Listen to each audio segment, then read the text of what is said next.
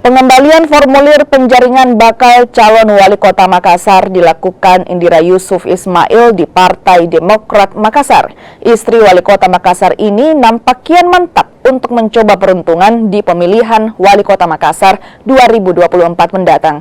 Indira pun optimis bisa mendapat dukungan dari Partai Demokrat. Kita berharap dengan pengembalian ini mudah-mudahan berkah dan semua itu sesuai dengan aturan-aturan yang ada di Partai Demokrat sehingga kita bisa mendapat dukungan dari partai. Partai Demokrat adalah saudara kami, bukan partai yang baru bagi kami, partai yang mempunyai sejarah yang kuat dengan kami juga. Tentunya kita pastikan pasti kita mendaftar. Jadi alhamdulillah sampai dengan saat ini ada 8 kandidat yang telah